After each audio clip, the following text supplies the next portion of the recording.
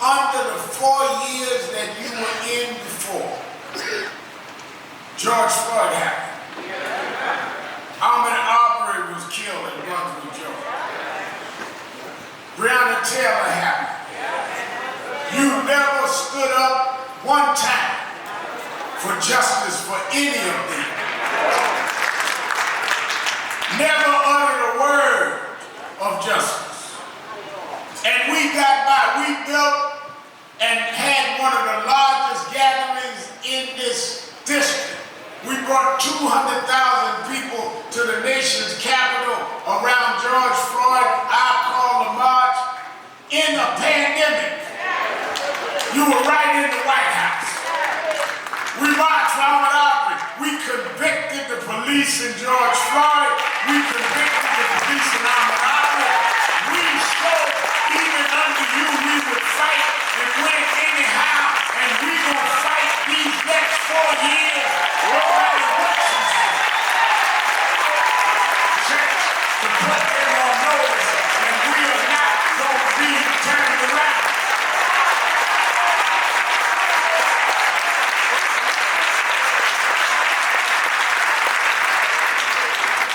Everything that Dr. King stood for is at risk with this president and this Congress. What is Dr. King known for? Standing up for economic rights, standing up for equal rights, standing up for civil rights. And all of that, this president, against women's right to choose, against equal rights for gays, against the whole question of diversity, equity, and inclusion. On the record. Against voting rights, wants to bring it back to states' rights. So it's not. They brought us here in 1619. The biggest ports of enslaved Africans was in Charleston, South Carolina, and New York. That's where Wall Street came from. They built the wall to protect the colonialists from the Native Americans. Named it Wall Street, they built it with free labor. Now, watch this. The Mayor Memorial, one of our board members, from 1619 on, we were here slaves.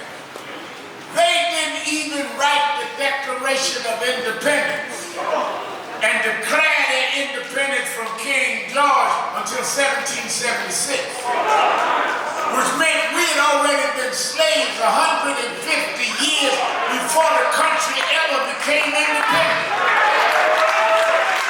You worked us before there was a country. Not only did you work us, you broke us down, took our families, sold mama to Alabama, sold daddy to Mississippi, sold our brothers and sisters to North Carolina, never to reconcile. And now you got the nerve to get on Fox talking about what happened to the black family. That's what happened to the black family.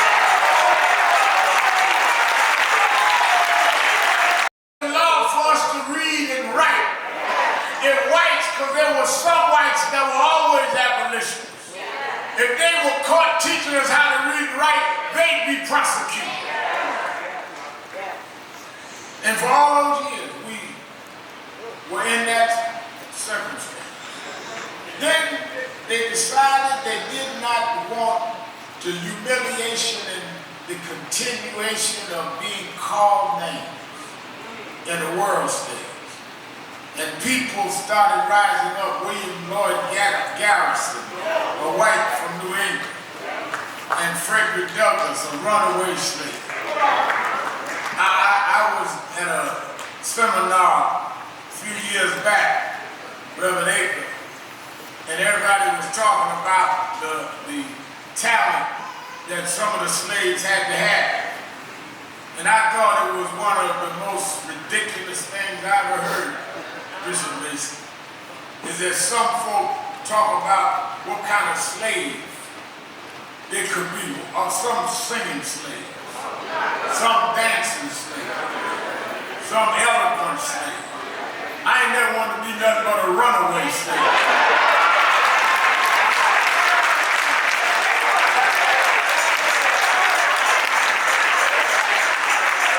Abraham Lincoln got elected president, and they began to separate the country, and they declared the South was going to secede and form the Confederacy.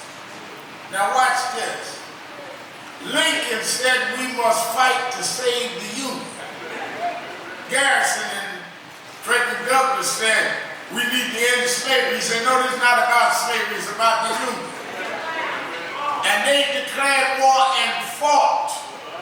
Jefferson Davis became the president of the Confederacy, Abe Lincoln the president of the Union, and they fought for years, 4 or 5 years. And when they started losing at Shiloh and Petersburg, and started getting off, coming down the Potomac River where we're near now, that's when Lincoln decided reluctantly, maybe y'all are right, I'll free the slaves in the South and let them join the Union Army. Y'all need to stop saying Lincoln freed the slaves. The slaves freed Lincoln.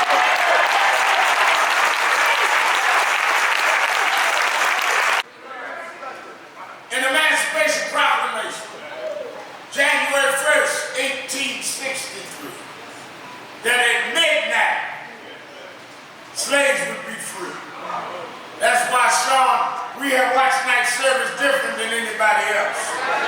Because watch night was for us, whether with midnight, we'd be able to walk off those plantations. And when midnight struck, we walked off, but remember now, we walked off with no money. We worked for 246 years and never got paid. We had no education. It was against the law to read and write. We had no family structure because you broke up our family, named our children after yourself. We were standing there with nothing. The only thing we had was our ability to convene and congregate. That was the birth of the black church. Why are we in church today? Because all we had was the faith in God and the black church, and say on this rock I'll build my church, and the gates of hell will not prevail.